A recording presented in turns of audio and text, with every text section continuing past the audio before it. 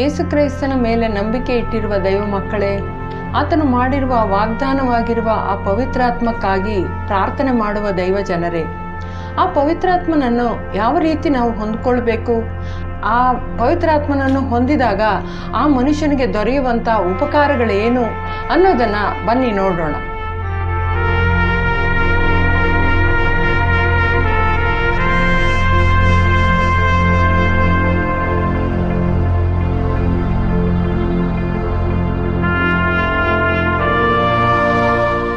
ಪ್ರಿಯ ಸಹೋದರರೇ, ಸಹೋದರಿಯರೇ, ನಿಮ್ಮೆಲ್ಲರಿಗೂ ಯೇಸು ಕ್ರಿಸ್ತನ ನಾಮದಲ್ಲಿ ನನ್ನ ಸ್ನೇಹ ವಂದನೆಗಳು. ಮತ್ತೊಮ್ಮೆ ದೇವರ ವಾಕ್ಯವಾಗಿ ನಿಮ್ಮ ಮುಂದೆ ಈ ರೀತಿ ಆಗಿರಲು ನನಗೆ ತಂದಿರುವ ಒಳ್ಳೆಯ ಸಂದರ್ಭಕ್ಕಾಗಿ ದೇವರನ್ನು ಕೃತಜ್ಞತೆಯೊಂದಿಗೆ ಸ್ತುತಿಸುತ್ತೇನೆ. ಅದೇ ದೈವ ಮಕ್ಕಳೇ, ದೈವ ಮಕ್ಕಳ ಜೀವನದಲ್ಲಿ ರಕ್ಷಣೆಯನ್ನು ಹೊಂದಿದ ಆ ದಿವಸ ಮತ್ತು ದೀಕ್ಷಾ ಸ್ನಾನವನ್ನು ಹೊಂದಿದ ದಿವಸ ಯಾವ ರೀತಿ ಪ್ರಾಮುಖ್ಯವಾಗಿರುವುದೋ ಅದೇ ರೀತಿ ಪವಿತ್ರಾತ್ಮನನ್ನು ಹೊಂದುವ ದಿವಸ ಕೂಡ ಅದು ಅಷ್ಟೇ ಪ್ರಾಮುಖ್ಯವಾದದ್ದು, ಅದು ಹೊಂದಿಕೊಳ್ಳಬೇಕಾದದ್ದು ಎಷ್ಟೋ ಅವಶ್ಯವಾದದ್ದು ಕೂಡ. ನೀವು ಹೇಳಬಹುದು, ರಕ್ಷಣೆ ಹೊಂದಿದ್ದು ಪವಿತ್ರಾತ್ಮನ ಮೂಲಕವಲ್ವೋ, ನಾವು ಪವಿತ್ರಾತ್ಮನನ್ನು ನಮ್ಮ ಹೃದಯದಲ್ಲಿ ಬಂದು ವಾಸ ಮಾಡಲು ಆರಂಭಿಸಿದನಲ್ವಾ, ನಾವು ರಕ್ಷಣೆ ಹೊಂದಿದಾಗಲೇ ಪವಿತ್ರಾತ್ಮನ ಸಾನ್ನಿಧ್ಯ ನಮ್ಮಲ್ಲಿ ಉಂಟಲ್ವಾ ಅಂತ ನೀವು ಕೇಳ್ಬೋದು. ಹೌದು, ನೀವು ಹೇಳೋದು ಅದು ಸರಿಯೇ. ಆ ಪವಿತ್ರಾತ್ಮನ ಸಹಾಯದಿಂದಲೇ ಒಬ್ಬರು ಯೇಸುವನ್ನು ಕರ್ತನು ಅಂತ ಹೇಳೋದಕ್ಕೆ ಪವಿತ್ರಾತ್ಮನು ಸಹಾಯ ಮಾಡ್ತಾನೆ. ಆದರೆ ನಮ್ಮ ಜೀವನದಲ್ಲಿ ಪವಿತ್ರಾತ್ಮನ ಪೂರ್ಣವಾದ ಒಂದು ಕಾರ್ಯ ಉಂಟಾಗಬೇಕು ಅಂತ ಹೇಳಿದ್ರೆ ಅಭಿಷೇಕ ಎಷ್ಟೋ ನಮಗೆ ಪ್ರಾಮುಖ್ಯವಾದದ್ದು. ಆದ ಕಾರಣವಾಗಿಯೇ ಆ ಅಪೊಸ್ತಲರಾದರೂ ಕೂಡ ಅವರು ಕಾದಿದ್ದು ಪವಿತ್ರಾತ್ಮನನ್ನು ಹೊಂದುವವರಾದರು. ಅದೇ ರೀತಿ ಎಲ್ಲ ಮುಂದೆ ಅಧ್ಯಾಯಗಳಲ್ಲಿ ನಾವು ನೋಡುವಾಗ ಎಲ್ಲ ದೈವ ಮಕ್ಕಳು ಆ ರೀತಿ ಪವಿತ್ರಾತ್ಮನಿಗಾಗಿ ಅದರ ಅಭಿಷೇಕಕ್ಕಾಗಿ ಕಾದಿದ್ದು ಅವರು ಹೊಂದುವವರಾದರು. ಆ ನಂತರ ಅವರ ಜೀವನವೇ ಬದಲಾದದ್ದನ್ನು ನಾವು ನೋಡಬಹುದು. ಈಗ ನಾವು ಹಳೆಯ ಒಡಂಬಡಿಕೆಯಲ್ಲಿ ನಾವು ನೋಡುವಾಗ ಇಸ್ರೇಲ್ ಜನರು ಐಗುಪ್ತ ದೇಶವನ್ನು ಬಿಟ್ಟು ಅರಣ್ಯದಲ್ಲಿ ಪ್ರಯಾಣ ಮಾಡುತ್ತಾ ಇರುವಾಗ ಯೆಹೋವನಾದ ದೇವರು ಮೋಸೆಗೆ ಒಂದು ಆಜ್ಞೆಯನ್ನು ಕೊಟ್ಟನು. ಅದೇನೆಂದರೆ, ಗುಡಾರವನ್ನು ನೀನು ಎತ್ತಿ ನಿಲ್ಲಿಸು, ನನ್ನ ತೇಜಸ್ಸು ಅಥವಾ ಅಲ್ಲಿ ಉಂಟಾಗಲಿ ಅನ್ನೋ ರೀತಿಯಾಗಿ ದೇವರು ಅವಶ್ಯಪಟ್ಟಾಗ ಮೋಸೆ ಏನು ಮಾಡಿದ, ಆ ಗುಡಾರವನ್ನು ಅದೇ ರೀತಿ ದೇವರು ಹೇಳಿದ ಪ್ರಕಾರವೇ ಅದನ್ನು ಎತ್ತಿ ನಿಲ್ಲಿಸಿದ.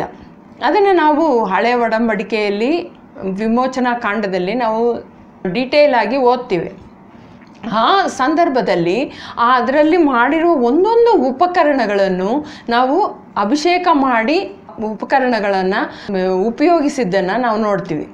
ಉಪಕರಣಗಳು ಮಾತ್ರವಲ್ಲ, ಯಾಜಕ ವರ್ಗವನ್ನು ಕೂಡ ಯಾಜಕರಾಗಿ ಸೇವೆ ಮಾಡುವ ಒಂದೊಂದು ಆರೋನನ ಮಕ್ಕಳನ್ನು, ಆರೋನನನ್ನು ಎಲ್ಲನೂ ಅಭಿಷೇಕ ಮಾಡಿದ್ದನ್ನು ನಾವು ನೋಡಬಹುದು. ಆಗ ಅಭಿಷೇಕ ಅಂತ ಹೇಳಿದ್ರೆ ಏನು ಅರ್ಥ ಆಗುತ್ತೆ ಅಂದರೆ, ಒಂದು ವಿಶೇಷವಾದ ಒಂದು ನಿರ್ದಿಷ್ಟವಾದ ಒಂದು ಕೆಲಸಕ್ಕಾಗಿ ದೇವರು ಅವರನ್ನು ನಿಯೋಗಿಸುವುದು, ಅಂದರೆ ನೇಮಕ ಮಾಡೋದು. ಅದಕ್ಕಷ್ಟೇ ನಾವು ಅಭಿಷೇಕ ಅಂತ ಹೇಳೋದು. ಈಗ ಹೊಸ ಒಡಂಬಡಿಕೆಯಲ್ಲಿ ಬನ್ನಿ, ನೀವು ಅನೇಕ ಸಂದರ್ಭಗಳಲ್ಲಿ ನಾವು ಕೇಳುವುದೇನು ಅಂದರೆ, ಈ ಲೋಕದಲ್ಲೆಲ್ಲ ಇರುವ ದೈವ ಜನರನ್ನು ಒಂದು ದೇವ ಸಭೆ ಅಂತ ಹೇಳ್ತೀವಿ. ಆ ಸಭೆಯನ್ನು ದೇವರ ಆಲಯಕ್ಕೆ ಅನೇಕ ಬಾರಿ ಹೋಲಿಸಿರೋದುಂಟು. ಆಗ ದೈವ ಮಕ್ಕಳಾಗಿರುವ ಒಂದೊಂದು ದೈವ ಮಕ್ಕಳನ್ನು ದೇವರ ಕರಗಳಲ್ಲಿ ತೆಗೆದು ಉಪಯೋಗಿಸಬೇಕು ಅಂತ ಹೇಳೋ ಆ ಕಾರ್ಯಕ್ಕಾಗಿ ನಮಗೆ ಪವಿತ್ರಾತ್ಮನ ಅಭಿಷೇಕ ಬೇಕೇ ಬೇಕು. ನೀವು ಅನ್ಬೋದು, ಸೇವಕರು ಉಂಟಲ್ಲ, ಮತ್ತು ಟೀಚರ್ಸ್ ಉಂಟಲ್ವಾ, ಉಪಾಧ್ಯಾಯರು ಉಂಟಲ್ವಾ, ಮತ್ತು ಅಪೊಸ್ತಲರು, ಪ್ರವಾದಿಗಳು, ಅವರೆಲ್ಲರೂ ದೇವರ ಕರಗಳಲ್ಲಿ ಉಪಯೋಗ ಪಡ್ತಾರೆ ಅಂತ ಹೇಳ್ಬೋದು. ಆದರೆ ಅದು ಸರಿ ದೈವ ಮಕ್ಕಳೇ, ಆದರೆ ಎಲ್ಲ ದೈವ ಮಕ್ಕಳು ದೇವರ ಕರಗಳಲ್ಲಿ ಉಪಯೋಗ ಪಡಲೇಬೇಕು. ಚಿಕ್ಕ ಕೆಲಸವೋ ದೊಡ್ಡ ಕೆಲಸವೋ, ಈವನ್ ಒಂದು ಚಿಕ್ಕ ಪ್ರಾರ್ಥನೆ ಆದರೂ ಕೂಡ ಅದು ದೇವರ ಕರಗಳಲ್ಲಿ ಉಪಯೋಗ ಪಡುವಂಥ ಒಂದು ಕೆಲಸವೇ, ಅದು ಒಂದು ದೊಡ್ಡ ದೌತ್ಯವೇ. ಪ್ರಾರ್ಥನೆ ಮಾಡೋದು ಕೂಡ ಒಂದು ದೊಡ್ಡ ದೌತ್ಯವೇ ಅದು. ಆಗ ಅಭಿಷೇಕ ನಮಗೆ ಎಲ್ಲ ದೈವ ಮಕ್ಕಳಿಗೂ ಬೇಕೇ ಬೇಕು. ಆದ್ದರಿಂದ ನಾವು ಈಗ ಕೆಲವು ಅವಶ್ಯಕತೆಗಳನ್ನು ಯಾವ ರೀತಿ ನಾವು ಹೊಂದುವಾಗ ನಾವು ಯಾವ ರೀತಿಯಾಗಿ ತಯಾರಿ ಮಾಡಿಕೊಳ್ಳಬೇಕು, ಯಾವ ರೀತಿ ಪವಿತ್ರಾತ್ಮನನ್ನು ನಾವು ಹೊಂದಬಹುದು ಅನ್ನೋದನ್ನು ನಾವು ನೋಡೋಣ. ಅದಕ್ಕಾಗಿ ಒಂದು ವಾಕ್ಯವನ್ನು ದೇವರ ವಾಕ್ಯಗಳಿಂದ ಓದೋಣ. ಯೋಹನನು ಬರೆದಿರುವ ಸುವಾರ್ತೆ 7ನೇ ಅಧ್ಯಾಯ 37, 38, 39ನೇ ವಾಕ್ಯಗಳು. ಹಬ್ಬದ ಆ ಮಹಾದಿವಸವಾದ ಕಡೆ ದಿನದಲ್ಲಿ ಯೇಸು ನಿಂತುಕೊಂಡು, ಯಾವನಿಗಾದರೂ ನೀರಡಿಕೆಯಾಗಿದ್ದರೆ ಅವನು ನನ್ನ ಬಳಿಗೆ ಬಂದು ಕುಡಿಯಲಿ. ನನ್ನ ಮೇಲೆ ನಂಬಿಕೆ ಇಡುವವನಿಗೆ ಬರಹವು ಹೇಳಿದ ಪ್ರಕಾರ ಆತನ ಹೊಟ್ಟೆಯೊಳಗಿನಿಂದ ಜೀವಕರವಾದ ನೀರಿನ ಹೊಳೆಗಳು ಹರಿಯುವುವು ಎಂದು ಕೂಗಿ ಹೇಳಿದನು. ಆದರೆ ಆತನು ತನ್ನಲ್ಲಿ ವಿಶ್ವಾಸವಿಡುವವರು ಹೊಂದಲಿರುವ ಆತ್ಮನನ್ನು ಕುರಿತು ಇದನ್ನು ಹೇಳಿದನು. ಏಕೆಂದರೆ ಯೇಸು ಇನ್ನೂ ಮಹಿಮೆಯನ್ನು ಹೊಂದಿರಲಿಲ್ಲವಾದ್ದರಿಂದ ಪವಿತ್ರಾತ್ಮನು ಇನ್ನೂ ಕೊಡಲ್ಪಟ್ಟಿರಲಿಲ್ಲ. ಆಗ ಈ ವಾಕ್ಯಗಳನ್ನು ನಾವು ನೋಡುವಾಗ ಯೇಸು ಒಂದು ಮಹಾದಿನವಾದ ಕಡೆ ದಿನದಲ್ಲಿ ಆತನು ಒಂದು ದೊಡ್ಡ ಜನಸಮೂಹವನ್ನು ಕಂಡುಕೊಂಡು ಈ ರೀತಿ, ನೀವು ನೀರಡಿಕೆ ಉಳ್ಳವರು ಅಥವಾ ದಾಹವುಳ್ಳವರು ಯಾರಾದರೂ ಇದ್ದರೆ ನೀವು ನನ್ನ ಬಳಿಗೆ ಬನ್ನಿ ಅಂತ ಒಂದು ಆಹ್ವಾನವನ್ನು ಕೊಡೋದನ್ನು ನಾವು ನೋಡಬಹುದು. ಆಗ ಯೇಸುಕ್ರಿಸ್ತನು ಈ ಜನಸಮೂಹವನ್ನು ನೋಡುವಾಗ ಎಲ್ಲರೂ ದಾಹವುಳ್ಳವರಾಗಿಯೇ ಯೇಸು ಕಂಡದ್ದು. ಏಕೆಂದರೆ ನಮ್ಮ ಸುತ್ತಮುತ್ತಲಿನಲ್ಲಿರುವ ಜನರನ್ನು ನೋಡಿ, ಅವರು ಆತ್ಮನಲ್ಲಿ ಒಂದು ಶೂನ್ಯತೆ ಅಥವಾ ಒಂದು ದಾಹ ಅವರಲ್ಲಿ ಉಂಟು. ಆ ದಾಹ ಅವರಿಗೆ ವ್ಯಕ್ತವಾಗಿ ಅವರಿಗೆ ಗೋಚರವಾಗದೇ ಇದ್ದರೂ ಕೂಡ ಅವರ ಪ್ರಯತ್ನಗಳು, ಅವರು ಮಾಡುವ ಕಾರ್ಯಗಳು ನಮಗೆ ನೋಡುವಾಗ ಅವರಲ್ಲಿ ಒಂದು ಶೂನ್ಯತೆ ಇದೆ ಅನ್ನೋದು ನಮಗೆ ಚೆನ್ನಾಗಿ ವ್ಯಕ್ತವಾಗಿ ಗೊತ್ತಾಗುತ್ತೆ. ಹೇಗೆಂದರೆ ಕೆಲವರು ತಮ್ಮ ಜೀವನದಲ್ಲಿ ಅನೇಕ ದಾನ ಧರ್ಮಗಳನ್ನು ಮಾಡ್ತಾರೆ, ಇನ್ನೊಬ್ಬರು ಭಕ್ತಿ ಮಾಡ್ತಾರೆ, ಕೆಲವರು ಹಣ ಗಳಿಸೋದಕ್ಕೋಸ್ಕರನೇ ತಮ್ಮ ಜೀವನದಲ್ಲಿ ದಾಹದೊಂದಿಗೆ, ಅದಕ್ಕೆ ದಾಹ ತೀರೋದೇ ಇಲ್ಲ ಆ ರೀತಿಯಾಗಿ ಹಣವನ್ನು ಗಳಿಸೋದಕ್ಕೆ ಪ್ರಯತ್ನಗಳು ಮಾಡ್ತಾನೆ ಇರ್ತಾರೆ.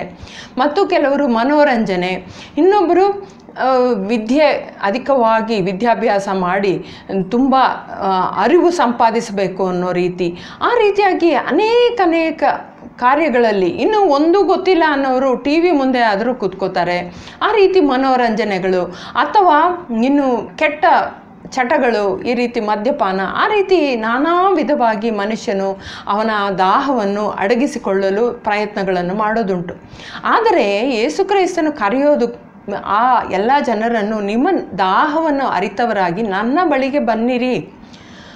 ಆಗ ನಾನು ಆ ಮನುಷ್ಯನಿಗೆ ನಾನು ಈ ಹೊಟ್ಟೆಯೊಳಗಿನಿಂದ ಜೀವಕರವಾದ ನೀರಿನ ಹೊಳೆಗಳು ಹರಿಯುವುವು ಎಂದು ಕೂಗಿ ಹೇಳಿದನು.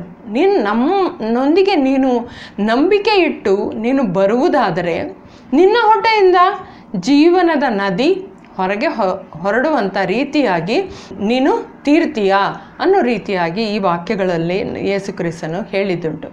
ಆ ಸಮಯದಲ್ಲಿ ಈ ಜೀವಕರವಾದ ನದಿ ಅಂತ ಹೇಳೋ ಆ ವಿಷಯ ಏನು ಅಂದರೆ, ಆತನಲ್ಲಿ ವಿಶ್ವಾಸವಿಡುವವರು ಆತನಿಂದ ಹೊಂದಬೇಕಾಗಿರುವ ಆತ್ಮನ ವಿಷಯವಷ್ಟೇ ಆತನು ಹೇಳಿದ್ದು, ಇನ್ನೇನು ಹೊಳೆಗಳು ಹರಿಯುತ್ತೆ ಅಂತ ಅಲ್ಲ. ಆಗ ನಮಗೆ ಈ ವಾಕ್ಯಗಳಿಂದ ಏನು ತಿಳ್ಕೊಳ್ಬಹುದು ಅಂತ ಹೇಳಿದ್ರೆ, ಒಬ್ಬನಿಗೆ ದಾಹ, ಫಸ್ಟ್ ನಮಗೆ ಮೊದಲನೇದಾಗಿ ನಮಗೆ ದಾಹ ಬೇಕು. ಆನಂತರ ಎರಡನೇದಾಗಿ ಯೇಸುಕ್ರಿಸ್ತನಲ್ಲಿರುವ ನಂಬಿಕೆ ಬೇಕು. ಆತನ ಬಳಿಗೆ ಅಷ್ಟೇ ಹೋಗಬೇಕು.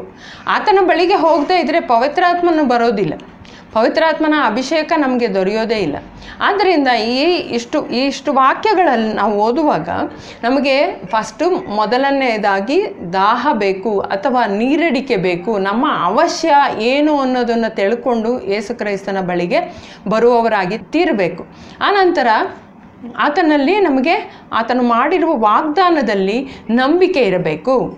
ಈ ಎರಡು ಕಾರ್ಯಗಳಿದ್ದರೂ ಕೂಡ ಈ ಸಮಯದಲ್ಲಿ ಯೇಸುಕ್ರಿಸ್ತನು ಹೇಳಿದ ಆಹ್ವಾನದ ಆ ಸಮಯದಲ್ಲಿ ಇನ್ನೂ ಯೇಸು ಮಹಿಮೆಯನ್ನು ಹೊಂದಿರಲಿಲ್ಲ. ಆದ ಕಾರಣ ಆತ್ಮನು ಕೆಳಗಿಳಿದಿರಲಿಲ್ಲ. ಆದ ಕಾರಣ ಆ ಸಮಯದಲ್ಲಿ ಆ ರೀತಿಯಾದ ಅಭಿಷೇಕ ಹೊಂದಿದ್ದನ್ನು ನಾವು ಕಾಣೋದಕ್ಕೆ ಸಾಧ್ಯವಿಲ್ಲ. ಆದರೆ ಇನ್ನೊಮ್ಮೆ ಲೂಕನು ಬರೆದ ಸುವಾರ್ತೆ 24ನೇ ಅಧ್ಯಾಯ 49ನೇ ವಾಕ್ಯ. ಇಗೋ, ನನ್ನ ತಂದೆಯು ವಾಗ್ದಾನ ಮಾಡಿದ್ದನ್ನು ನಿಮ್ಮ ಮೇಲೆ ಕಳುಹಿಸುವೆನು, ಆದರೆ ನೀವು ಮೇಲಣ ಶಕ್ತಿಯನ್ನು ಹೊಂದುವವರೆಗೆ ಯೆರೂಸಲೇಮ್ ಪಟ್ಟಣದಲ್ಲೇ ಕಾದುಕೊಂಡಿರ್ರಿ ಅಂದನು. ಅದೇ ಈ ಸಂದರ್ಭ ಬೇರೆ ಒಂದು ಸಂದರ್ಭವಾಗಿತ್ತು. ಆಗ ಯೇಸುಕ್ರಿಸ್ತನು ಸ್ವರ್ಗಾರೋಹಣಕ್ಕೆ ಹೋಗುವ ಆ ಸಂದರ್ಭದಲ್ಲಿ ಶಿಷ್ಯರಿಗೆ ಈ ರೀತಿಯಾದ ಒಂದು ಆಜ್ಞೆ ಅವರಿಗೆ ಕೊಟ್ಟನು. ನೀವು ಯೆರೂಸಲೇಮಿನ ಪಟ್ಟಣದಲ್ಲೇ ಕಾದುಕೊಂಡಿರ್ರಿ, ನೀವು ಹೊಂದಬೇಕಾಗಿರುವ ಆ ವಾಗ್ದಾನವು ಮೇಲಿನಿಂದ ಕಳಿಸುವೆನು, ಅದನ್ನು ಹೊಂದುವವರೆಗೂ ನೀವು ಕಾದಿರ್ರಿ ಅಂತ ಯೇಸುಕ್ರಿಸ್ತನು ಆಜ್ಞೆ ಹೇಳಿದನು.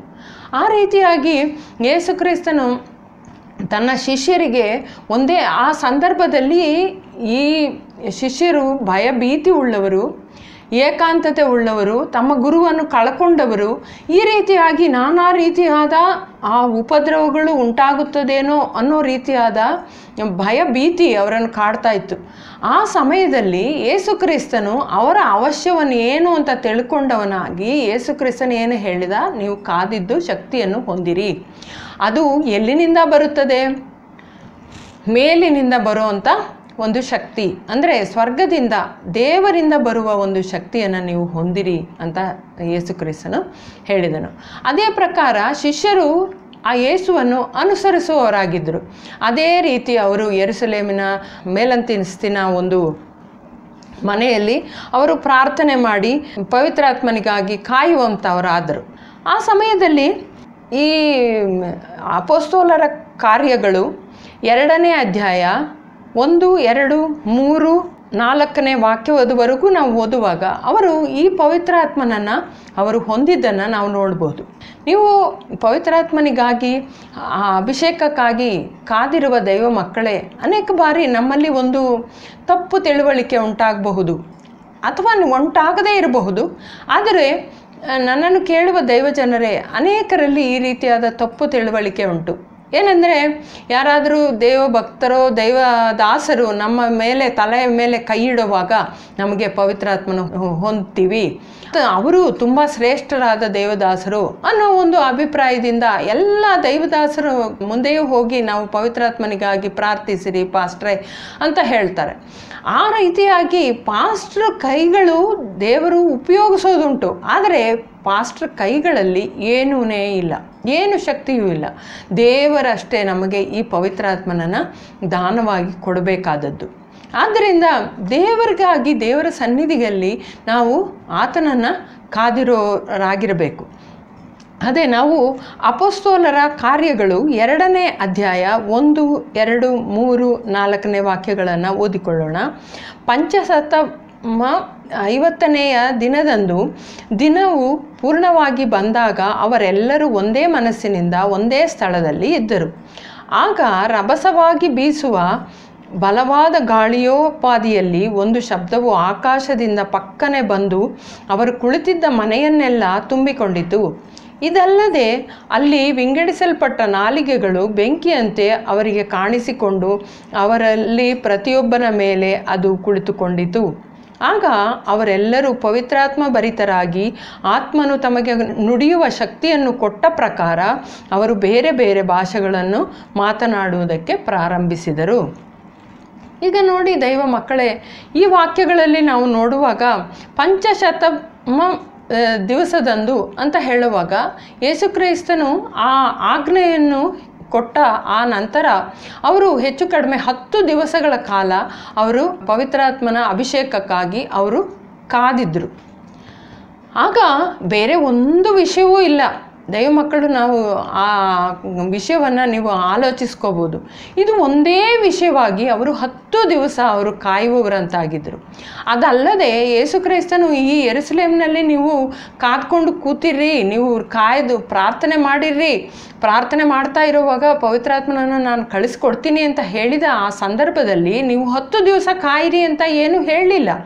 ಅವರಿಗೆ ಗೊತ್ತೇ ಇಲ್ಲ ಯಾವಾಗ ನಮಗೆ ಪವಿತ್ರಾತ್ಮನ ಶಕ್ತಿ ಅಭಿಷೇಕ ನಮಗೆ ಬರುತ್ತೆ ಅನ್ನೋದು. ಆದರೂ ಕೂಡ ಅವರು ಕಾಯುವವರಾಗಿದ್ದರು. ಅಂದರೆ ಅವರಿಗೆ ತಾಳ್ಮೆ ಇತ್ತು. ನಾವು ಹೊಂದುವವರೆಗೂ ನಾವು ಬಿಟ್ಟು ಕೊಡದಂತೆ ನಾವು ಪ್ರಾರ್ಥನೆ ಮಾಡ್ತೇವೆ ಅನ್ನೋ ಒಂದು ಛಲ ಅವರ ಜೀವನದಲ್ಲಿತ್ತು. ಆದ್ದರಿಂದ ಅವರು ಕಾದಿದ್ದು ಅವರು ಈ ಅಭಿಷೇಕವನ್ನು ಅವರು ಹೊಂದಿದರು. ಆಗ ನಾವು ನೀರಡಿಕೆ ಅಥವಾ ದಾಹ ಮಾತ್ರ ಸಾಲದು, ನಂಬಿಕೆ ಮಾತ್ರ ಸಾಲದು, ನಮಗೆ ತಾಳ್ಮೆ, ಒಂದು ಕಾದಿರಲು ಒಂದು ಮನಸ್ಸು ನಮಗೆ ಬೇಕು. ದೇವರ ಸನ್ನಿಧಿಯಲ್ಲಿ ನಮ್ಮ ಸಮಯಕ್ಕೆ ದೇವರು ಕೆಲಸ ಮಾಡೋದಿಲ್ಲ ದೈವ ಮಕ್ಕಳೇ. ಕೆಲವೊಮ್ಮೆ ದೇವರ ಸಮಯಕ್ಕಾಗಿ ನಾವು ಕಾದಿರಬೇಕಾಗುತ್ತೆ. ಅನೇಕ ಸಂಗತಿಗಳು ಅದೇ ರೀತಿಯಾಗಿ ನಾವು ದೇವರ ಸನ್ನಿಧಿಯಲ್ಲಿ ಹೊಂದಿದವರಾಗಿದ್ದೇವೆ. ಅದೇ ರೀತಿಯಲ್ಲಿಯೇ ಪವಿತ್ರಾತ್ಮನನ್ನು ಕೂಡ ನಾವು ದೇವರ ಸಮಯಕ್ಕಾಗಿ ಕಾದಿದ್ದು ನಾವು ದೇವರ ಆತ್ಮನನ್ನು ನಾವು ಹೊಂದುವವರಾಗಿ ತೀರೋಣ. ಅದಲ್ಲದೆ ಅಪೊಸ್ತಲರೆಲ್ಲರೂ ಐಕ್ಯತೆಯೊಂದಿಗೆ ಅವರು ಸೇರಿ ಬಂದಿದ್ದರು. ಈಗ ನೀವು ಏಕಾಂತತೆಯಲ್ಲಿ ಪ್ರಾರ್ಥಿಸುವಾಗ ಆ ರೀತಿಯಾದ ನಿರ್ಬಂಧ ಉಂಟಾಗೋದಿಲ್ಲ. ಆದರೆ ನೀವು ಪ್ರಾರ್ಥನೆ ಮಾಡುವಾಗ ಒಂದು ಗಂಡ ಹೆಂಡತಿಯಾಗಿ ಅಥವಾ ಕುಟುಂಬವಾಗಿ ಪ್ರಾರ್ಥನೆ ಮಾಡುವಾಗ ಅಥವಾ ಸಭೆಯಾಗಿ ನಾವು ಪ್ರಾರ್ಥನೆ ಮಾಡುವಾಗ ಐಕ್ಯ ಮನಸ್ಸು ಅನ್ನುವುದು ಪ್ರಾಮುಖ್ಯವಾದದ್ದು ದೈವ ಮಕ್ಕಳೇ. ಐಕ್ಯ ಮನಸ್ಸಿನೊಂದಿಗೆ ಅವರು ಪ್ರಾರ್ಥನೆ ಮಾಡುವವರಂತಾಗಿ ತೀರಿದರು. ಅದಲ್ಲದೆ ನೀವು ಆಲೋಚಿಸಿಕೊಳ್ಳಬಹುದು, ಈ 10 ದಿವಸ ಏನು ಅವರು ಪ್ರಾರ್ಥನೆ ಮಾಡ್ತಾ ಇದ್ರು ಅಂತ ಒಂದು ನೀವು ಆಲೋಚನೆ ಮಾಡಿದ್ದೀರಾ? ಅವರು ತಮ್ಮನ್ನು ತಾವು ಸರಿಪಡಿಸಿಕೊಳ್ತಾ ಇದ್ದರು. ಏನಂದರೆ ಒಬ್ಬರ ಮೇಲೆ ಏನಾದರೂ ಕಹಿಯಾದ ಬೇರು ಬೇರೆಯವನ ಸಹೋದರನ ಮೇಲೆ ಒಂದು ಕಹಿಯಾದ ಬೇರು ಅವರ ಹೃದಯದಲ್ಲಿದ್ದರೆ ಅದರಿಂದ ಒಂದು ಸಮಾಧಾನ, ಅವರನ್ನು ಕ್ಷಮಿಸೋದಕ್ಕೆ ಒಂದು ಮನಸ್ಸು, ಅದಲ್ಲದೆ ಏನಾದರೂ ಜಗಳಗಳು ಅದೆಲ್ಲ ಆಗಿದ್ದರೆ ದೈವ ಸ್ನೇಹದಲ್ಲಿ ಒಂದಾಗಿ ಐಕ್ಯ ಮನಸ್ಸು ಉಳ್ಳವರಾಗಿ ಆತ್ಮೀಕವಾದ ಒಂದು ಉಜ್ಜೀವನ ಅಲ್ಲಿ ಆರಂಭವಾದದ್ದನ್ನು ನಾವು ನೋಡಬಹುದು. ದೈವ ಮಕ್ಕಳೇ, ಆ ಅಪೊಸ್ತಲರು ಎಲ್ಲ ಆ ರೀತಿಯಾಗಿ ಐಕ್ಯ ಮನಸ್ಸಿನೊಂದಿಗೆ ಪ್ರಾರ್ಥನೆ ಮಾಡುವವರಾದರು ಅಂತ ಹೇಳುವಾಗ ಅದಕ್ಕಿಂತ ಮುಂಚೆ ಅವರು ಅನೇಕ ದಿವಸಗಳು ಇದನ್ನು ಕ್ರಮೀಕರಿಸಿದರು, ಅವರ ಜೀವನವನ್ನು ಕ್ರಮೀಕರಿಸಿದರು.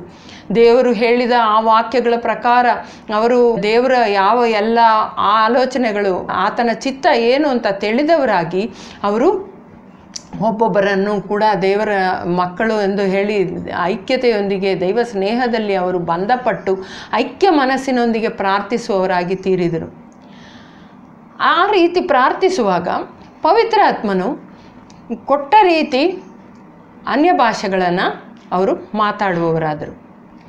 ಈ ಸಂದರ್ಭದಲ್ಲೂ ಕೂಡ ನಾನು ಒಂದು ವಿಷಯವನ್ನು ಹೊಂದಿಗೆ ನಾನು ಹಂಚಲು ಬಯಸುತ್ತೇನೆ. ಅದೇನೆಂದರೆ, ಕೆಲವರು ಮನುಷ್ಯರು ಹೇಳಿಕೊಡುವ ಅನ್ಯ ಭಾಷೆಗಳನ್ನು ಆಡಲು ನಮಗೆ ಅವಶ್ಯವೇ ಇಲ್ಲ. ಏಕೆಂದರೆ ಇದು ವ್ಯಕ್ತವಾಗಿ ನಮಗೆ ತಿಳಿಸೋದೇನು ಅಂದರೆ, ಪವಿತ್ರಾತ್ಮನು ಅವರಿಗೆ ಕೊಟ್ಟಿರುವ ಆ ಒಂದು ಭಾಷೆಯಲ್ಲಿ ಅವರು ಮಾತಾಡುವವರಾದರು. ಆಗ ಒಬ್ಬ ಮನುಷ್ಯನು ಹೇಳಿಕೊಟ್ಟದ್ದೋ ಅಥವಾ ಒಬ್ಬ ಮನುಷ್ಯನು ಆಡಿದ್ದನ್ನು ನಾವು ಕೇಳಿ ಅದನ್ನು ಹೇಳುವವರಾಗಿಯೋ ನಾವು ತೀರಬೇಕಾದದ್ದಿಲ್ಲ. ಏಕೆಂದರೆ ದೇವರಿಂದಲೇ ನಾವು ಇದನ್ನು ಹೊಂದಬೇಕಾದದ್ದು ದೈವ ಮಕ್ಕಳೇ.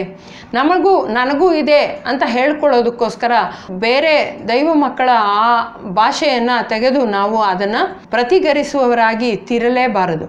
ಏಕೆಂದರೆ ಇದು ಮೇಲಿನಿಂದ ದೇವರ ಆತ್ಮನು, ದೇವರಿಂದ ಕೊಡಲ್ಪಡುವ ಆ ಆತ್ಮನನ್ನು ನಾವು ಹೊಂದುವವರಾಗಿ ತೀರಬೇಕು. ಅದು ಎಷ್ಟೋ ಉಪಯುಕ್ತವಾದದ್ದು.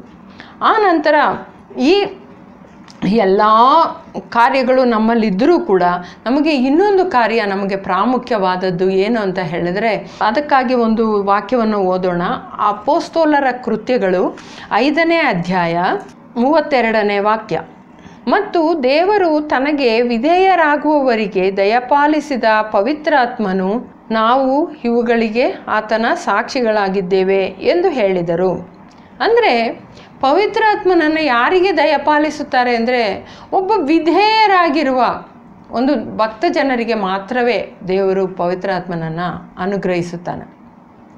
ಆದರೆ ನಮ್ಮ ಅನಿಸಿಕೆಗಳಿಗೋ ನಮ್ಮ ಆಸೆಗಳಿಗೋ ಅದಕ್ಕೆ ಒಂದು ರೀತಿಯಾದ ಸ್ಥಾನವೂ ಇಲ್ಲ. ಏನೆಂದರೆ, ದೇವರ ಚಿತ್ತ ಏನು, ಆತನು ಏನು ಹೇಳಿದರೂ ನಾವು ಈ ಚಿಕ್ಕ ಮಕ್ಕಳು ಯಾವ ರೀತಿ ವಿಶ್ವಾಸದೊಂದಿಗೆ ನಂಬಿಕೆ ಇಟ್ಟು ಅದನ್ನು ಅನುಸರಿಸುತ್ತಾರೋ ಆ ರೀತಿಯಾದ ಒಂದು ನಿರ್ಮಲವಾದ ಒಂದು ಮನಸ್ಸು, ಏನು ಹೇಳಿದರೂ ಅದನ್ನು ಕೇಳೋದಕ್ಕೆ ನಮಗೆ ಹೃದಯದಲ್ಲಿ ತಾತ್ಪರ್ಯ. ಆ ರೀತಿ ಉಳ್ಳವರಿಗೆ ಪವಿತ್ರಾತ್ಮನನ್ನು ದೇವರು ಕೊಟ್ಟೇ ಕೊಡ್ತಾನೆ ದೈವ ಮಕ್ಕಳೇ. ಆದ ಕಾರಣ ನಾವು ಹಳೆಯ ನಿಯಮದಲ್ಲಿ ಇನ್ನೊಂದು ಉದಾಹರಣೆಯನ್ನು ನಾವು ನೋಡಬಹುದು.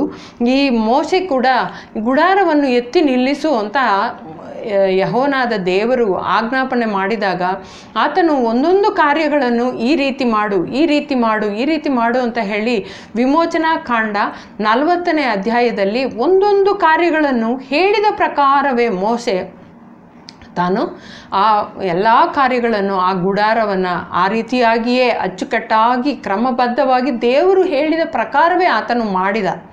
ಒಂದರಲ್ಲೂ ಹೆಚ್ಚು ಕಡಿಮೆ ಮಾಡಲಿಲ್ಲ. ಇದು ಯಾಕೆ ಆ ರೀತಿ ಬೇಕು, ಇನ್ನೊಂದು ರೀತಿಯಾಗಿ ಮಾಡಿದ್ರೆ ಒಳ್ಳೆಯದಲ್ವಾ ಅಂತ ಆತನ ಅನಿಸಿಕೆಗಳಿಗೆ ಸ್ಥಾನ ಕೊಡದೆ ದೇವರ ಚಿತ್ತದ ಮೇರೆಗೆ ಸಕಲವನ್ನು ಮಾಡಿದ. ಆಗ ಅಂತ್ಯದಲ್ಲಿ ನಮಗೆ ನೋಡಬಹುದು ಕರ್ತನ ಮಹಿಮೆ ಆ ಗುಡಾರವನ್ನು ತುಂಬಿಕೊಂಡದ್ದನ್ನು ನಾವು ನೋಡ್ಬೋದು. ಅದೇ ಪ್ರಕಾರ ನಾವು ಕೂಡ ದೇವರು ಏನು ಹೇಳಿದರು, ಏನಕ್ಕೆ ದೇವರೇ ಇದನ್ನು ಮಾಡಬೇಕಾ, ಇದನ್ನು ಮಾಡದೆ ಹೋದರೆ ಏನು ಅಂತ ಹೇಳಿದಂಗೆ ಎಲ್ಲ ಹೇಳಿದನ್ನೆಲ್ಲ ಅಚ್ಚುಕಟ್ಟಾಗಿ ಎಲ್ಲ ಮಾಡೋದಕ್ಕೆ ಸಿದ್ಧವಾಗಿರುವ ಒಂದು ಹೃದಯದೊಂದಿಗೆ ನಾವು ದೇವರನ್ನು ಅನುಸರಿಸುವವರಾಗಿ ಮುಂದೆ ಹೋಗೋಣ. ದೈವ ಮಕ್ಕಳೇ, ನನ್ನನ್ನು ಕೇಳುವ ಎಲ್ಲ ದೈವ ಮಕ್ಕಳಿಗೂ ಈ ಪವಿತ್ರಾತ್ಮನ ಅಭಿಷೇಕವನ್ನು ದೇವರು ತರಲಿ ಎಂದು ಆತ್ಮಾರ್ಥವಾಗಿ ನಾನು ಪ್ರಾರ್ಥಿಸುತ್ತೇನೆ. ಈ ರೀತಿ ದೈವ ಮಕ್ಕಳಾದವರು ಈ ದಾಹದೊಂದಿಗೆ, ನಂಬಿಕೆಯೊಂದಿಗೆ ಮತ್ತು ಕಾದಿದ್ದು ನಾವು ತಾಳ್ಮೆಯಿಂದ ದೇವರ ಆತ್ಮನನ್ನು ಐಕ್ಯತೆಯೊಂದಿಗೆ ಪ್ರಾರ್ಥಿಸಿ ನಾವು ಆ ಪವಿತ್ರಾತ್ಮನನ್ನು ಹೊಂದಿದ ನಂತರ ಆ ನಂತರ ವಿಧೇಯತ್ವೆಯಿಂದ ಪವಿತ್ರಾತ್ಮನ ಅಭಿಷೇಕವನ್ನು ಹೊಂದಿದವರು ಆ ದೈವ ಮಕ್ಕಳಿಗೆ ಉಂಟಾಗುವ ಅನುಕೂಲಗಳು ಏನು ಅನ್ನೋದನ್ನು ನಾವು ನೋಡೋಣ ದೈವ ಮಕ್ಕಳೇ. ಅದಕ್ಕಾಗಿ ಯೋಹನನು ಬರೆದ ಸುವಾರ್ತೆ 14ನೇ ಅಧ್ಯಾಯ 16-17 ವಾಕ್ಯಗಳನ್ನು ಓದೋಣ. ಮತ್ತು ನಾನು ತಂದೆಯನ್ನು ಬೇಡಿಕೊಳ್ಳುವೆನು, ಆಗ ಆತನು ನಿಮಗೆ ಬೇರೊಬ್ಬ ಆದರಿಕನನ್ನು ಸದಾಕಾಲವು ನಿಮ್ಮ ಸಂಗಡ ಇರುವುದಕ್ಕೆ ಕೊಡುವನು. ಆತನು ಸತ್ಯದ ಆತ್ಮನೇ. ಲೋಕವು ಆತನನ್ನು ನೋಡದೆಯೂ ತಿಳಿಯದೆಯೂ ಇರುವುದರಿಂದ ಆತನನ್ನು ಹೊಂದಲಾರದೆ ಇರುವುದು. ಅದೇ ದೈವ ಮಕ್ಕಳ, ಈ ವಾಕ್ಯಗಳಲ್ಲಿ ನಾವು ಏನು ನೋಡಬಹುದು? ಆತನು ಒಬ್ಬ ಸಹಾಯಕನು. ನಮಗೆ ಇಕ್ಕಟ್ಟಿನ ಸಮಯಗಳಲ್ಲಿ, ನಮಗೆ ಒಂದು ರೀತಿಯಾದ ನಾವು ಏನು ಮಾಡಬೇಕು ಅಂತ ಅರಿಯದೇ ಇರೋ ಒಂದು ಸಂದರ್ಭದಲ್ಲಿ ಆತನು ನಮಗೆ ಯಾವಾಗಲೂ ಸಹಾಯಕನಾಗಿ ಕೂಡ ಇರುವವನಾಗಿದ್ದಾನೆ. ಈಗ ನಾವು ಯಾವುದಾದ್ರೂ ದೈನಂದಿನ ಒಂದು ಕೆಲಸಗಳಲ್ಲೇ ಆಗಲಿ, ನಮಗೆ ಏನು ನೆಕ್ಸ್ಟು ಏನು ಮಾಡಬೇಕು ಅನ್ನೋದು ನಮಗೆ ತೋರದೇ ಇರುವಾಗ ದೇವರ ಆತ್ಮನು ನಮಗೆ ಆಲೋಚನೆ ಕೊಟ್ಟು ಒಳ್ಳೆಯ ಸಹಾಯಕನಾಗಿ ಕೂಡ ಇದ್ದು ನಮ್ಮನ್ನು ನಡೆಸುವವನಾಗಿದ್ದಾನೆ. ಅದಲ್ಲದೆ ದೈವ ಮಕ್ಕಳ ವಿಷಯದಲ್ಲಿ ಅನೇಕ ಬಾರಿ ಕಷ್ಟಗಳು, ವೇದನೆಗಳು ಉಂಟಾಗಬಹುದು. ಆಗ ಮನಸ್ಸಿಗೆ ಮುಜುಗರ, ಬೇಸರ ಉಂಟು ಮಾಡುವ ಆ ಸಂದರ್ಭದಲ್ಲಿ ಪವಿತ್ರಾತ್ಮನು ನಮಗೆ ಆದರಣೆ ಕೊಡುತ್ತಾನೆ. ಅದೇ ಇಂಗ್ಲೀಷಲ್ಲಿ ಕಂಫರ್ಟರ್ ಅಂತ ಹೇಳ್ತಾರೆ. ಮತ್ತು ಹೀ ಈಸ್ ಹೆಲ್ಪರ್. ನಮಗೆ ಸಹಾಯಕನಾಗಿಯೂ ಮತ್ತು ನಮಗೆ ಆದರಿಕನಾಗಿ ಆತನು ಕೂಡ ಇರ್ತಾನೆ. ಆನಂತರ ಎರಡನೇದಾಗಿ ಸದಾಕಾಲವು ನಮ್ಮ ಸಂಗಡ ಇರಲಷ್ಟೇ ಆತನು ಬಂದಿದ್ದು. ಅನೇಕ ಸಂದರ್ಭಗಳಲ್ಲಿ ಈಗ ಅನೇಕರು ಆಪ್ರೇಷನ್ ರೂಮ್ಗೆ ಹೋಗುವಾಗ ನಮ್ಮ ಜೊತೆಯಲ್ಲಿ ಯಾರೂ ನಮ್ಮ ಜೊತೆಯಲ್ಲಿ ಇರೋದಿಲ್ಲ, ನಮಗೆ ಗೊತ್ತಿರುವವರು ಯಾರೂ ಇರೋದಿಲ್ಲ. ಡಾಕ್ಟ್ರು, ನರ್ಸುಗಳು ಇದ್ದರೂ ಕೂಡ ಯಾರೂ ನಮ್ಮ ಜೊತೆಯಲ್ಲಿ ಇರೋದಿಲ್ಲ. ಆನಂತರ ಕೆಲವೊಮ್ಮೆ ಹೊಸ ಕೆಲಸದ ಪ್ರದೇಶಗಳಲ್ಲಿ ನಾವು ಹೋಗುವಾಗ, ಸ್ಥಳಗಳಲ್ಲಿ ಹೋಗುವಾಗ ಯಾರೂ ನಮಗೆ ಆಪ್ತರಾಗಿ ಯಾರೂ ಇಲ್ಲದೆ ಹೋಗಬಹುದು, ನಾವು ಒಬ್ಬಂಟಿಗರಾಗಿರಬಹುದು. ಆಗ ಕೂಡ ಪವಿತ್ರಾತ್ಮನು ಸದಾ ಕಾಲವು ನಮ್ಮ ಕೂಡ ಇರುವವನಾಗಿದ್ದಾನೆ. ದೈವ ಮಕ್ಕಳೇ, ಕೆಲವೊಮ್ಮೆ ಏಕಾಂತತೆ ಅನ್ನೋದು ಅನೇಕ ಸಂದರ್ಭಗಳಲ್ಲಿ ದೈವ ಮಕ್ಕಳನ್ನು ಕಾಡುವ ಒಂದು ಸಂದರ್ಭ. ಆದರೂ ಕೂಡ ಆ ದೈವ ಮಕ್ಕಳು ಆ ರೀತಿಯಾಗಿ ಬೇಸರಗೊಳ್ಳಲು ಸಾಧ್ಯವೇ ಇಲ್ಲ, ಆ ರೀತಿಯಾಗಿ ಬೇಸರಗೊಳ್ಳಲು ಅವಕಾಶವೂ ಇಲ್ಲ. ಏಕೆಂದರೆ ನಮ್ಮ ಜೊತೆ ಪವಿತ್ರಾತ್ಮನು ಯಾವಾಗಲೂ ಸದಾಕಾಲ ಇರುವವನಾಗಿದ್ದಾನೆ. ಆದ್ದರಿಂದ ನಮಗೆ ಎಷ್ಟು ದೊಡ್ಡ ಆಶ್ವಾಸ, ಎಷ್ಟು ಸಂತೋಷ, ನೀವೇ ಹೇಳಿ. ಅದೇ ರೀತಿ ನಾವು ಇನ್ನೊಂದು ವಾಕ್ಯವನ್ನು ನಾವು ನೋಡೋಣ. ಯೋಹನನು ಬರೆದ ಸುವಾರ್ತೆ 14ನೇ ಅಧ್ಯಾಯ 26ನೇ ವಾಕ್ಯ. ಆದರೆ ತಂದೆಯು ನನ್ನ ಹೆಸರಿನಲ್ಲಿ ಕಳಿಸಿಕೊಡುವ ಪರಿಶುದ್ಧಾತ್ಮನೆಂಬ ಆದರಿಕನೇ ಎಲ್ಲವನ್ನು ನಿಮಗೆ ಬೋಧಿಸಿ ನಾನು ನಿಮಗೆ ಹೇಳುವವುಗಳನ್ನೆಲ್ಲ ನಿಮ್ಮ ನೆನಪಿಗೆ ತರುತ್ತಾನೆ. ಆಗ ಆತನು ಎಲ್ಲವನ್ನು ನಿಮ್ಮನ್ನು, ಪವಿತ್ರಾತ್ಮನು ನಮ್ಮ ಮೇಲೆ ಅಭಿಷೇಕವಾಗಿ ಇಳಿದಾಗ ಆತನು ಎಲ್ಲವನ್ನು ಬೋಧಿಸಲು ಶಕ್ತನಾಗಿದ್ದಾನೆ. ದೈವ ಮಕ್ಕಳೇ, ಈಗ ನಾವು ಕೆಲವು ದೈವ ಮಕ್ಕಳು ಹೇಳಬಹುದು, ಬೈಬಲಲ್ಲಿ ಇರೋ ವಾಕ್ಯಗಳನ್ನು ಓದಿದ್ರೆ ಎಲ್ಲವನ್ನು ನಮಗೆ ಗ್ರಹಿಸಲು ಸಾಧ್ಯವೇ ಇಲ್ಲ ಅಂತ. ಆದರೆ ನೀವು ಒಂದು ಒಳ್ಳೆಯ ಒಂದು ದಾಹದೊಂದಿಗೆ ದೇವರ ಸನ್ನಿಧಿಯಲ್ಲಿ ನೀವು ಬೇಡುವವರಾದರೆ ಪವಿತ್ರಾತ್ಮನು ನಿಮಗೆ ಒಂದೊಂದು ಆಲೋಚನೆಗಳನ್ನು ಕೊಟ್ಟು ನಡೆಸಲು ಆತನು ಶಕ್ತನಾಗಿದ್ದಾನೆ. ಒಂದು ಒಳ್ಳೆಯ ಟೀಚರ್ ಆತನು. ಈ ವಾಕ್ಯಗಳು ಬರೆಯಲ್ಪಟ್ಟದ್ದೇ ಪವಿತ್ರಾತ್ಮನ ಸಹಾಯದಿಂದ. ಆದ್ದರಿಂದ ಆತನ ಆತ್ಮನ ಬಲದಿಂದ ಇದನ್ನೆಲ್ಲ ಬರೆದ ಆ ಕಾರಣದಿಂದ ಈ ವಾಕ್ಯಗಳ ಉದ್ದೇಶ ಏನು ಅಂತ ಆತನಿಗೆ ಚೆನ್ನಾಗಿ ಗೊತ್ತು. ಆತನಷ್ಟೇ ನಮಗೆ ಈ ಎಲ್ಲ ಕಾರ್ಯಗಳನ್ನು ತಿಳಿಸಿಕೊಡಲು ಶಕ್ತನು. ಆಗ ಆತನು ಒಳ್ಳೆಯ ಬೋಧಕನಾಗಿ ನಮ್ಮ ಜೊತೆಯಲ್ಲಿರ್ತಾನೆ ದೈವ ಮಕ್ಕಳೇ. ಅದಲ್ಲದೆ ಆತನು ಯೇಸು ಕ್ರೈಸ್ತನು ಬೋಧಿಸಿದ ಎಲ್ಲ ವಾಕ್ಯಗಳನ್ನು ತಕ್ಕ ಸಮಯಕ್ಕೆ ನೆನಪಿಗೆ ತರಲು ಆತನು ಶಕ್ತನಾಗಿದ್ದಾನೆ. ಪವಿತ್ರಾತ್ಮನು ಅಂತ ಹೇಳುವಾಗ ಯೇಸುವನ್ನು ನಾವು ಸಾಕ್ಷಿಸಲು ಕೂಡ ಪವಿತ್ರಾತ್ಮನ ಸಹಾಯ ಬೇಕೇ ಬೇಕು. ಆದ್ದರಿಂದಲೇ ಅಪೊಸ್ತಲರನ್ನು ಯೇಸು ಕ್ರಿಸ್ತನು ಹೇಳಿದ ಆ ಒಂದು ವಾಕ್ಯ ನನಗೆ ಈಗ ಜ್ಞಾಪಕ ಬರ್ತಾ ಇದೆ. ಅದೇನೆಂದರೆ, ನೀವು ಪವಿತ್ರಾತ್ಮನ ಶಕ್ತಿಯನ್ನು ಹೊಂದಿ ನೀವು ನನ್ನ ಸಾಕ್ಷಿಗಳಾಗಿರಿ. ನೀವು ಸಮೀರಿಯದಲ್ಲೂ, ಯೆರೂಸಲೇಮಿನಲ್ಲೂ, ಸಮೀರಿಯನಲ್ಲೂ, ಭೂಮಿಯ ಅಂತ್ಯದವರೆಗೂ ನೀವು ಸಾಕ್ಷಿಗಳಾಗಿರಿ ಅಂತ.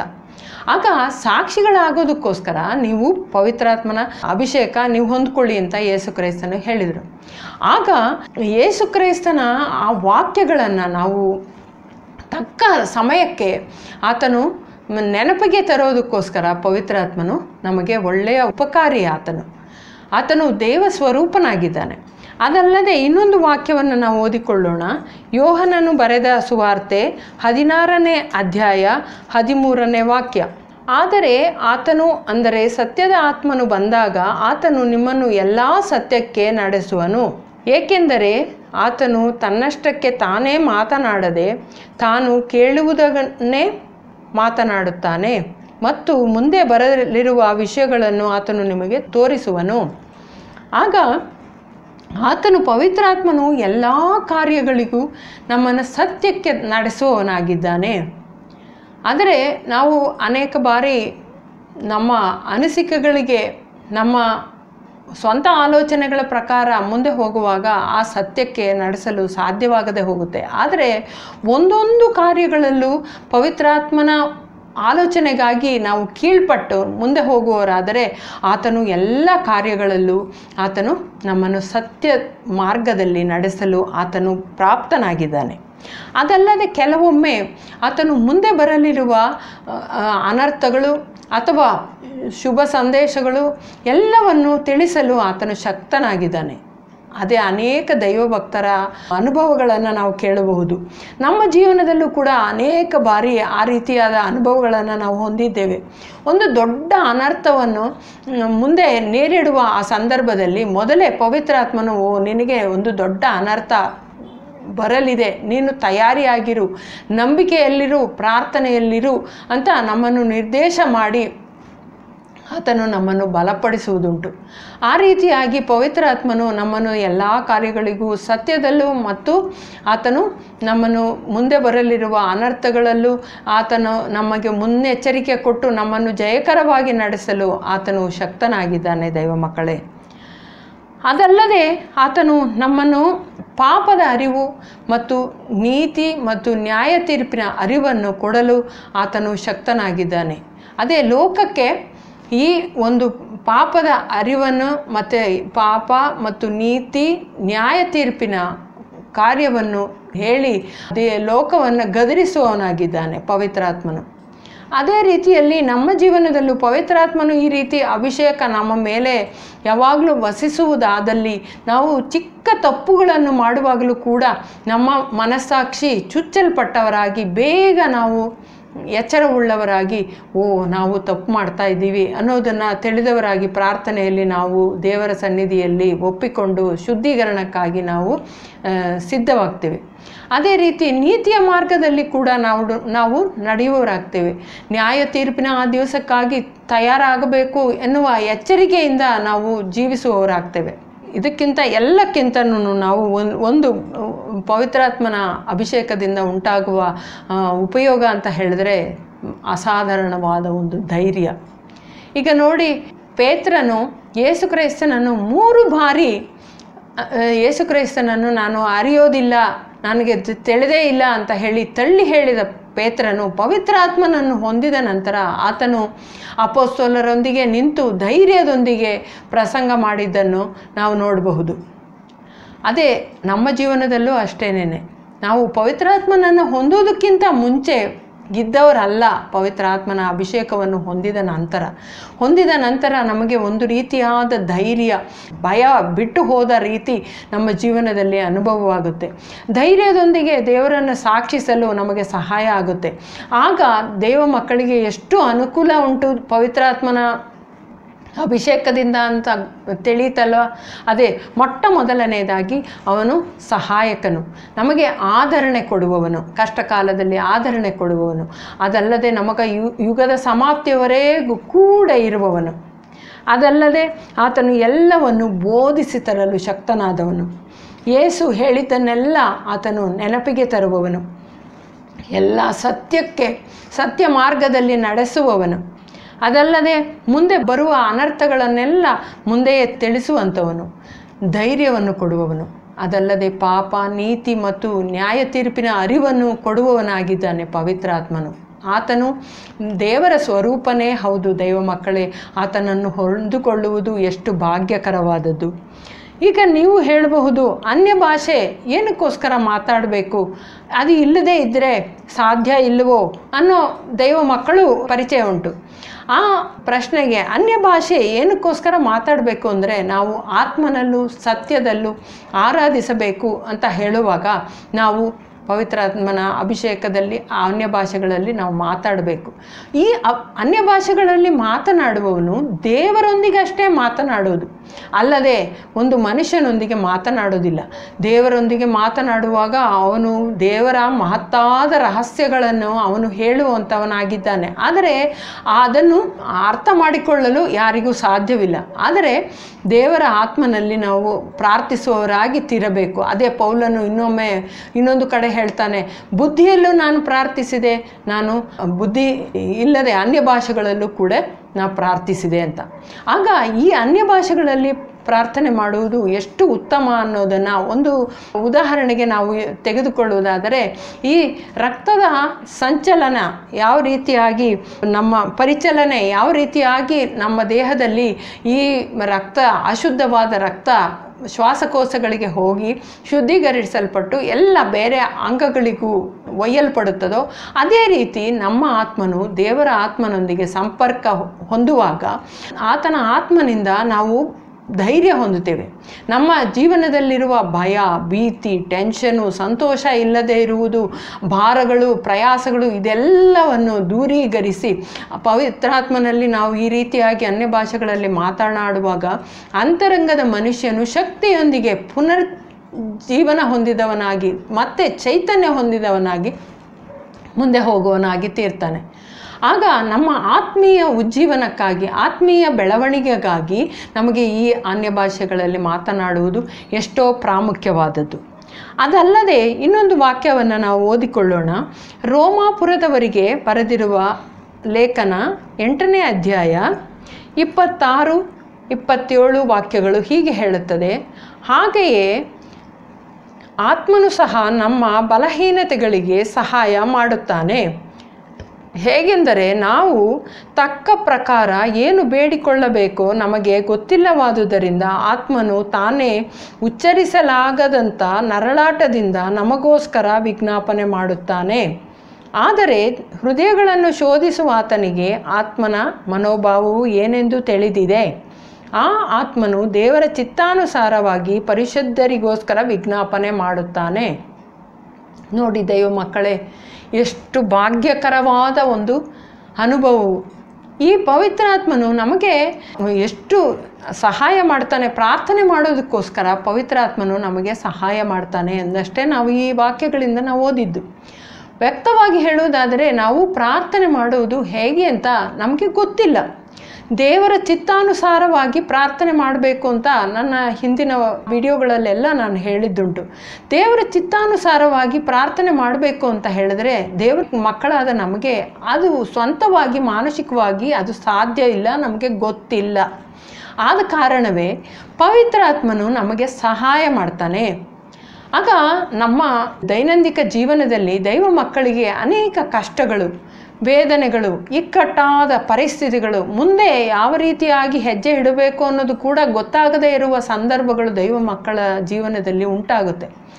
ಆ ಸಂದರ್ಭಗಳಲ್ಲಿ ಈ ಕಾರ್ಯವನ್ನು, ಈ ಇಕ್ಕಟ್ಟನ್ನು ನನ್ನಿಂದ ದೂರ ಮಾಡು ಅನ್ನೋ ಮಾತ್ರ ಪ್ರಾರ್ಥನೆ ಮಾತ್ರ ಅಲ್ಲ ದೈವ ಮಕ್ಕಳೇ. ದೇವರ ಚಿತ್ತಾನುಸಾರವಾಗಿ ನಾವು ಪ್ರಾರ್ಥಿಸಬೇಕು ಅಂತ ಹೇಳುವಾಗ ಈ ಇಕ್ಕಟ್ಟಿನ ಸಂದರ್ಭ ದೇವರೇ ನನ್ನ ಜೀವನದಲ್ಲಿ ಏನಕ್ಕೋಸ್ಕರ ಬಂದಿದೆ ಅದು ನಮಗೆ ಚೆನ್ನಾಗಿ ಗೊತ್ತು. ದೇವರ ಚಿತ್ತಾನುಸಾರವಾಗಿಯೇ ಆ ಕಷ್ಟ, ಒಂದು ವೇದನೆ, ಇದೆಲ್ಲ ದೇವರ ಆಲೋಚನೆ ಮೇರೆಗೆ ನಮಗೆ ಈ ಕಷ್ಟಗಳು, ವೇದನೆಗಳೆಲ್ಲ ಉಂಟಾಗೋದು.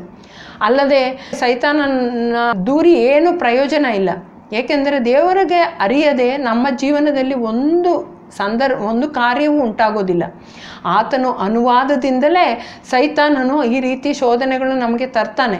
ಆದರೆ ದೇವರು ಅನುವಾದ ಕೊಡುವಾಗಲೇ ಆ ರೀತಿಯಾದ ಕಷ್ಟಗಳು ನಮ್ಮ ಜೀವನದಲ್ಲಿ ಉಂಟಾಗುತ್ತೆ.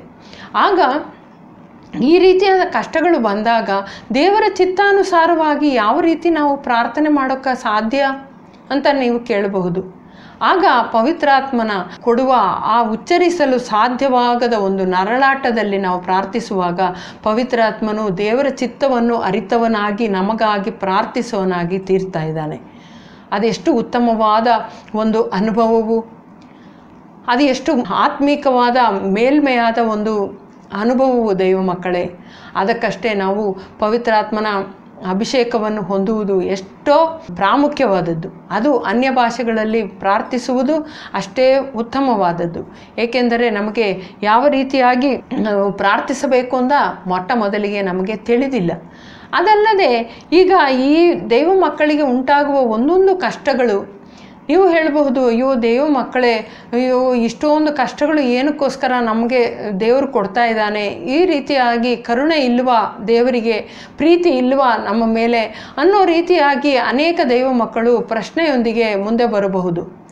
ಆದರೆ ದೇವರಿಗೆ ಪ್ರೀತಿ ಇರೋದರಿಂದನೇ ಆತನು ಪ್ರತ್ಯೇಕ ಒಂದು ಉದ್ದೇಶ ಇಟ್ಟುಕೊಂಡು ಆತನು ನಮಗೆ ಶಿಕ್ಷೆ ಕೊಟ್ಟು ನಮ್ಮನ್ನು ಈ ಕಷ್ಟಗಳಲ್ಲೂ ವೇದನೆಗಳಲ್ಲೂ ನಮ್ಮನ್ನು ಮುಂದೆ ನಡೆಸುವವನಾಗಿದ್ದಾನೆ ದೈವ ಮಕ್ಕಳೇ. ಆತನ ಪ್ರಾಮುಖ್ಯವಾದ ಒಂದು ಉದ್ದೇಶ ಏನು ಅಂದರೆ ನಮ್ಮ ಸ್ವಭಾವದಲ್ಲಿ ಒಂದು ವ್ಯತ್ಯಾಸ ಉಂಟಾಗಬೇಕು. ನಮ್ಮ ಈ ಮಾನಸಿಕವಾದ ಈ ಸ್ವಭಾವವು ದೈವಿಕವಾಗಿ ತೀರಬೇಕು. ಯೇಸು ಕ್ರೈಸ್ತನ ಆ ಸ್ವಭಾವದಲ್ಲಿ ನಾವು ಅನುರೂಪರಾಗಿ ತೀರಬೇಕು. ಆತನ ಬರುವಿನಲ್ಲಿ ನಾವು ತಳ್ಳಪಡದೆ ಆ ಒಳ್ಳೆಯ ಸ್ವಭಾವವುಳ್ಳವರಾಗಿ ನಾವು ಆತನನ್ನು ಎದುರುಗೊಳ್ಳಬೇಕೆಂಬುದೇ ಆತನ ಉದ್ದೇಶವಾಗಿದೆ. ಅದಕ್ಕಷ್ಟೇ ನಮ್ಮ ಜೀವನದಲ್ಲಿ ಅನೇಕ ಕಾರ್ಯಗಳನ್ನು ಮಾಡಿ ಆತನು ನಮ್ಮನ್ನು ರೂಪುಗೊಳಿಸಿಕೊಂಡೇ ಇದ್ದಾನೆ. ಅದೇ ಒಂದು ಕುಂಬಾರನು ಯಾವ ರೀತಿ ಜೇಡಿ ಮಣ್ಣನ್ನು ರೂಪಪಡಿಸುತ್ತಾನೋ ಆ ರೀತಿಯಾಗಿ ನಮ್ಮನ್ನು ರೂಪಪಡಿಸ್ತಾನೇ ಇದ್ದಾನೆ. ಆತನ ಕರಗಳು ನಮ್ಮನ್ನು ವಹಿಸಿಕೊಂಡಿರುವುದರಿಂದ ನಾವು ದೇವರಿಗೆ ಸ್ತೋತ್ರ ಮಾಡೋಣ ದೈವ ಮಕ್ಕಳೇ.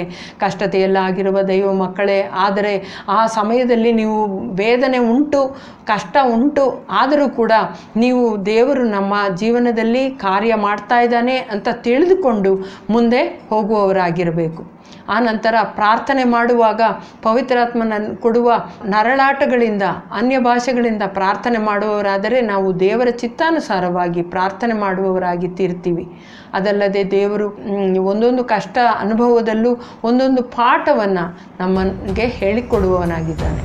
ಈ ರೀತಿಯಾಗಿ ಜಯಕರವಾಗಿ ಯೇಸು ಕ್ರಿಸ್ತನು ನಿಮ್ಮನ್ನು ನಡೆಸಲಿ, ಒಂದೊಂದು ದೈವ ಮಕ್ಕಳನ್ನು ಆ ರೀತಿ ಜಯಕರವಾಗಿ ನಡೆಸಲಿ ಎಂದು ಆತ್ಮಾರ್ಥವಾಗಿ ನಾನು ಪ್ರಾರ್ಥಿಸುತ್ತೇನೆ. ದೇವರು ನಿಮ್ಮೆಲ್ಲರನ್ನು ಆಶೀರ್ವಾದ ಮಾಡಲಿ.